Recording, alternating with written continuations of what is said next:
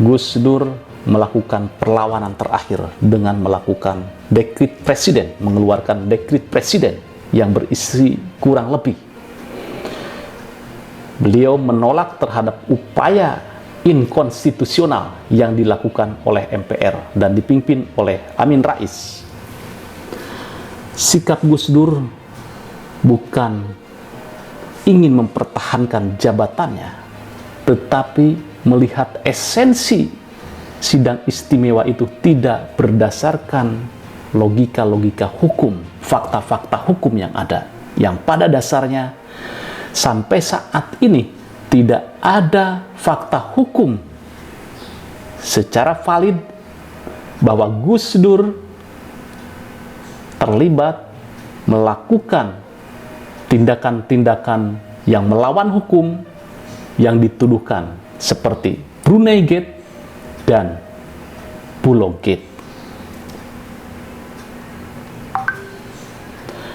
Apa yang terjadi? Seluruh pasukan Gus Dur, seluruh simpatisan Gus Dur, para kiai, para ulama, santri-santri ingin mengepung Jakarta. Tetapi apa yang dilakukan Gus Dur? Jangan lakukan itu. Gus Dur memandang jabatan, kemudian esensi politik bukan soal kekuasaan, tetapi esensinya adalah kemanusiaan. Inilah negarawan sejati.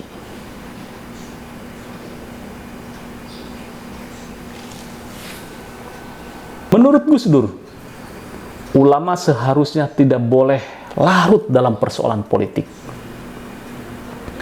Dengan tegas, Gus Dur meminta kiai, ulama, santri di lingkungan NU untuk tidak pergi berunjuk rasa ke Jakarta. Sebaliknya, ia meminta agar segenap pendukungnya tetap meyakini kapabilitas pemerintah dalam menyelesaikan polemik atau persoalan bangsa. Hal yang sama juga diungkapkan oleh sang penulis ensiklopedi Abdurrahman Wahid Muhlas Sarkun. Seperti apa videonya? Kita lihat. Kalau lihat video Gus Dur yang diwawancarai Kick Andy bahwa ada dua orang yang paling bertanggung jawab terhadap pelengseran Gus Dur, yaitu Amin Rais dan Megawati. Itu bagaimana Kang Mulas melihatnya? Ya memang faktanya demikian kan.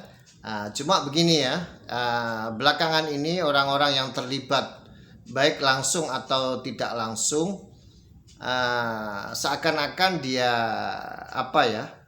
menyesal dan mau cuci tangan dan dilimpahkan kepada pihak-pihak tertentu, sebagaimana yang disebut tadi Gus Dur bahwa Megawati dan Amin Rais yang paling bertanggung jawab dalam soal ini, dan memang terlihat sekali yang paling berperan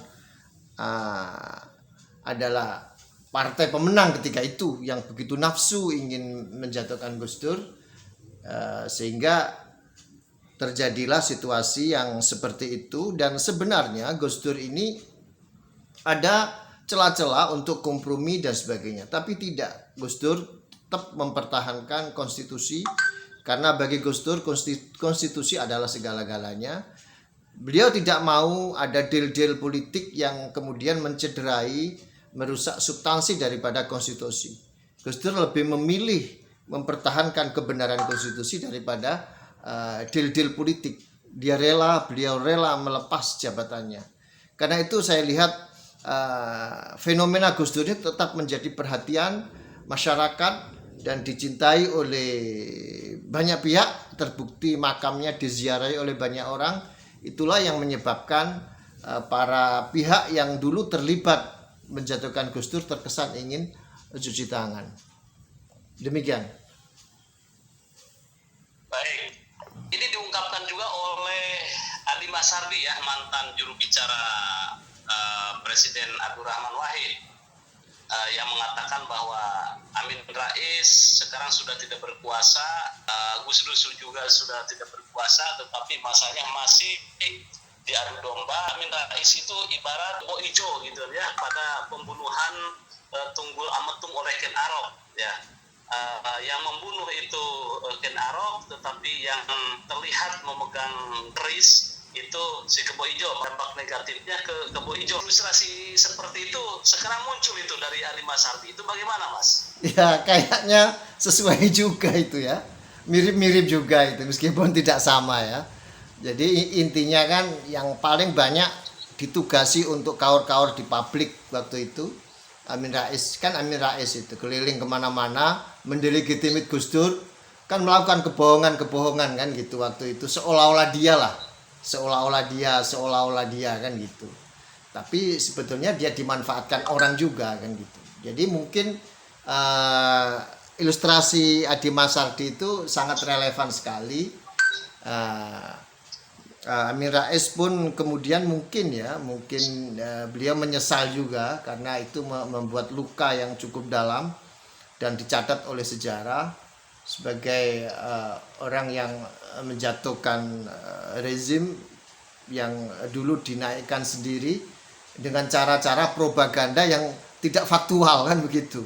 Katanya mundur, negara pecah, ternyata tidak, bersatu, ekonominya maju, pertumbuhan ekonomi lebih baik, demokrasinya baik. Ternyata apa yang diomongkan oleh Pak Amin Rais ketika mau menjatuhkan Gus Dur itu bertolak belakang. Itu mungkin dia menjadi beban dia, dan ya nasib kebo ijo kan memang begitu. Sementara kemudian dia tidak bisa menikmati ya kekuasaan itu sebagaimana yang mungkin diidolakan dia, sehingga Adi Masardi mengibaratkan seperti kebo ijo itu menjadi korban yang megang orang lain kan gitu. Jadi tepat sekali saya kira. Jadi kalau dilihat kondisi sekarang ya yang kita rasakan, jika Gus Dur masih hidup dan menjadi presiden, kira-kira apa yang akan dilakukan Gus Dur ya masa pandemi kemudian susah seperti ini? Ya, Gus Dur itu kan orang humanis ya. Ya tentu yang sifat-sifatnya humanis dan substansi itu yang akan menjadi perhatian beliau selama hidupnya. Beliau itu menghindari kepada upaya-upaya pencitraan dalam memimpin itu selalu konstitusional. Dia memperhatikan undang-undang, menjaga etika dan sebagainya. Saya kira